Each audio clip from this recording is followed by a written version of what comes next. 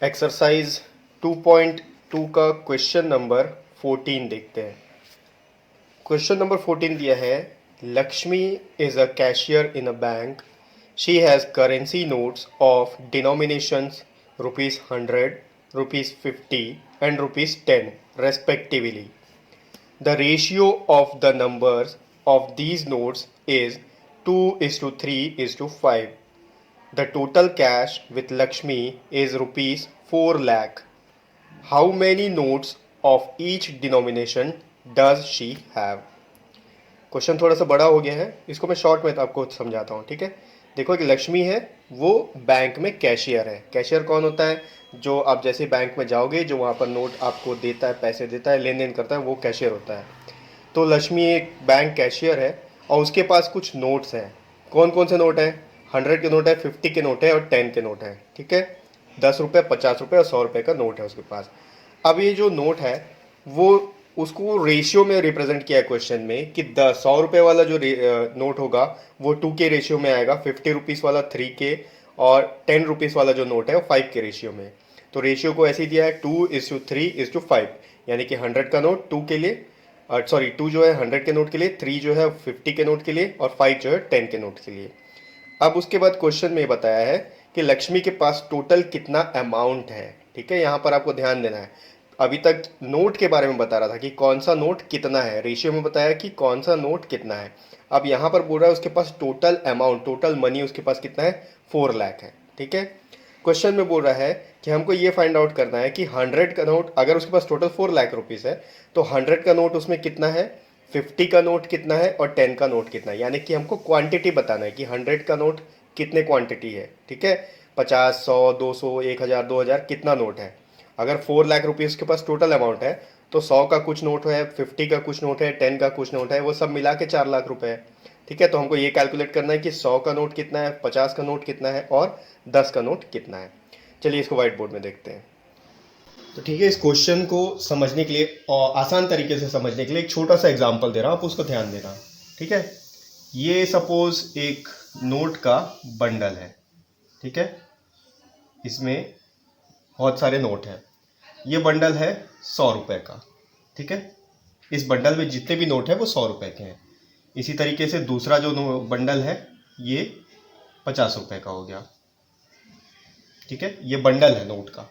और ये तीसरा बंडल, मतलब इसमें बहुत सारे नोट हैं जो रबर बैंड से बंधे हुए हैं। ठीक है, ये तीसरा नोट है, ये है 10 रुपये का नोट। ठीक, क्वेश्चन में इन्हीं तीनों के बारे में पूछा है हमको, 100 रुपये का नोट, 50 रुपये का नोट और 10 रुपये का नोट। अच्छा, अब यहाँ पर क्या हो रहा है, आप देखो, अगर मैं आपसे पूछूँ ये कितने का नोट है तो आप बता सकते हो 100 रुपये का नोट है। अब इस 100 रुपये में अगर आप काउंट करोगे और यहाँ पर निकलेगा 50 नोट्स। ठीक है, 50 नोट अगर इसमें निकलता है तो ये कितना हो जाएगा, आप क्या करोगे, 100 इंटू 50, यानी कि टोटल इसमें 5000 रुपये। ठीक है, तो ये देखो, ये जो 50 है ये इसका क्वांटिटी है। ठीक है, 100 रुपीज़ का नोट है, 50 रुपीज़ इसका क्वांटिटी, सॉरी 50 जो है इसका क्वांटिटी है। तो टोटल अमाउंट कितना हो गया इसका, 5000 हो गया। 50 रुपीज़ के जो नोट है वो आप सपोज करके चलो 100 है। ठीक है, इस बंडल में 50 रुपीज़ के 100 नोट्स हैं, तो इसमें टोटल अमाउंट कितना हो गया, 5000। ठीक है, अब ये 10 रुपीज़ का बंडल है, इस पूरे बंडल में समझ लीजिए आप 100 नोट्स हैं। ठीक है, तो 100 नोट जो है 100 क्वांटिटी हो गया। ठीक है, तो इसमें इस बंडल में टोटल अमाउंट कितना हो गया, 10 इंटू 100 अगर आप करोगे तो ये 1000 हो गया। ठीक, अब इन टोटल को, अब आपको ये बताना है कि ये टोटल मिला के कितना अमाउंट हो रहा है, कितना मनी, कितना रुपीस हो रहा है। तो आप किसको ऐड करोगे, 50,000 और 100 को ऐड करोगे, या फिर 5000, 5000 और 1000 को ऐड करोगे। आपको बताना है कि टोटल अमाउंट कितना हो रहा है, टोटल मनी कितना हो रहा है। ठीक है, तो आप क्या करोगे, 5000, 5000 और 1000 को ऐड करोगे, तो ये हो गया 11000।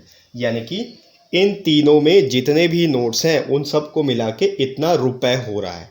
ठीक है, अब आपको समझ में आ गया कि क्वांटिटी क्या चीज़ है और अमाउंट क्या चीज़ है। अब अपने क्वेश्चन में आते हैं, इसको आप ध्यान में रखना। ठीक है, तो क्वेश्चन में हमको 3 नोट के बारे में बताया, वही 100, 50 और 10 के बारे में, और इसका रेशियो दे दिया हुआ है। और हमको ये पूछ रहा है क्वेश्चन में कि अगर इन तीनों का अमाउंट मिला के 4 लाख रुपीस है तो 100 के नोट उसमें कितने हैं, 50 के नोट उसमें कितने हैं और 10 के नोट उसमें कितने हैं। ठीक है, तो हमको इस चीज के लिए एक उसमें हिंट दे दिया है कि जो क्वांटिटी है वो रेशियो में है, 2:3:5 के रेशियो में। ये क्वेश्चन में हमको बता दिया है, यानी कि 100 का जो नोट है वो 2 के रेशियो में आएगा, 3 के रेशियो में 50 का नोट और 5 के रेशियो में 10 का नोट।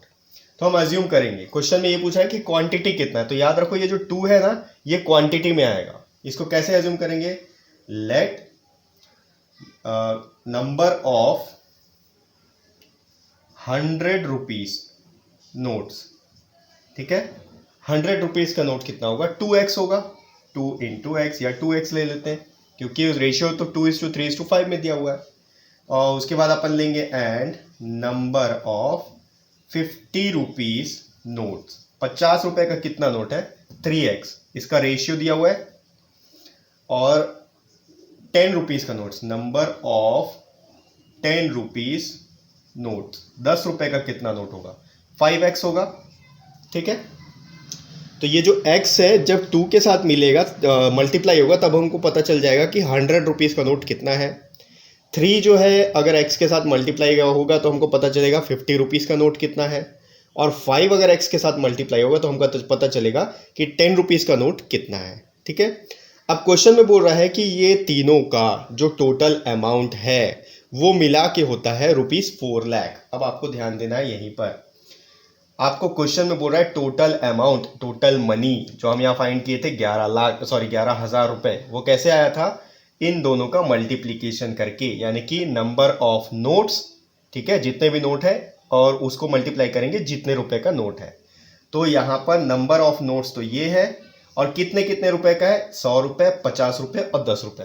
तो इसका मल्टीप्लीकेशन प्लस इसका मल्टीप्लीकेशन प्लस इसका मल्टीप्लीकेशन हमको करना पड़ेगा, तब जाके वो 4 लाख रुपीस आएगा। देखो अकॉर्डिंग टू क्वेश्चन, ठीक, 100 रुपीस का कितना नोट है, 2x, क्वांटिटी हमको पता नहीं है, क्वांटिटी पता था 50, तो उसका आंसर 5000 आ गया। ठीक है, तो अगर हमको पता करना है कि 100 रुपीस का कितना अमाउंट है तो इसको ऐड करना पड़ेगा, प्लस 50 रुपीस का जो अमाउंट है वो 3x है, 50 रुपीस का नोट 3x है, प्लस 10 रुपीस के कितने नोट है, 5x है। इन सब का, ठीक है, जब इसको इससे मल्टीप्लाई करेंगे तो हमको पता चल जाएगा कि 100 वाले नोट जो है वो उसका अमाउंट कितना आ रहा है, 50 वाले नोट का अमाउंट कितना है, 10 वाले रुपये का अमाउंट कितना है। ये सब मिला के 4 लाख रुपीस होता है। ठीक है, अब देखो ये 4 लाख रुपीस है। अगर आप यहाँ पर 2x plus 3x plus 5x is equal to 4 lakh करते तो वो गलत होता। क्यों, क्योंकि ये सब तो क्वांटिटी है। ठीक है, ये क्वांटिटी था, यहाँ पर हम जो कर रहे थे 50,000 और 100, ये तो क्वांटिटी है। अगर हमको अमाउंट फाइंड आउट करना है तो क्या करना पड़ता, नोट को क्वांटिटी से मल्टीप्लाई करना है, नोट को क्वांटिटी से मल्टीप्लाई, यहाँ भी नोट को क्वांटिटी से मल्टीप्लाई, फिर जो अमाउंट है उन तीनों को ऐड करते हैं। तो यहाँ पर अभी हमको क्वांटिटी एग्जैक्ट नहीं पता है, तो यही क्वांटिटी हमको फाइंड आउट करना है। तो अभी क्या करेंगे, 100 इंटू 2x, क्योंकि इसको सपोज किया हम, क्वेश्चन में दे दिया है 2:3:5। ठीक है, 50 इंटू 3x, 10 इंटू 5x, तीनों का ऐड कर देंगे। इसमें कितना अमाउंट है, इसमें कितना अमाउंट है, इसमें कितना अमाउंट है, और हमको पता चल जाएगा टोटल 4 लाख रुपीस।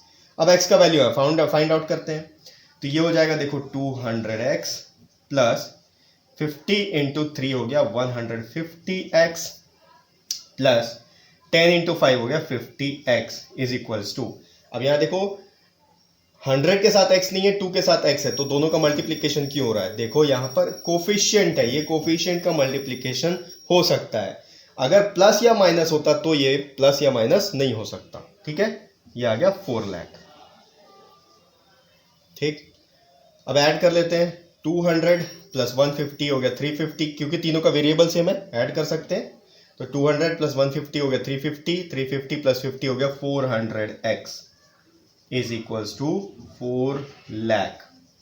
ठीक, अब 400 जो x के साथ मल्टीप्लाई हो रहा है, राइट साइड जाएगा तो वहां जाके डिवाइड हो जाएगा, ये हो गया x is equals to 4 lakh divided by 400। अब इसमें आप कैंसिल कर सकते हो, अगर लास्ट में दोनों के 0 है तो 0 0 कैंसिल हो सकते हैं, फिर से लास्ट में दोनों 0 0 है तो फिर 0 0 कैंसिल हो सकता है। 4 के टेबल से डायरेक्ट डिवाइड हो जाएगा, 4 1 जा 4, ये भी आ गया 4 1 जा 4, 4 0 जा 0, 4 0 जा 0, 4 0 जा 0, तो x का वैल्यू आ गया 1000। तो अब हम बता सकते हैं 100 रुपीज का कितना नोट है हमारे पास, 2x है, इसका मतलब 2 इंटू 1000, ये हो गया 2000। 2000 क्या है, 100 रुपीज का नोट है, ठीक है। यहाँ जैसे 100 रुपीज का 50 नोट था, तो यहाँ पर 100 रुपीज का 2000 नोट है। 3x, तो 3 इंटू 1000 यानी कि ये हो गया 3000,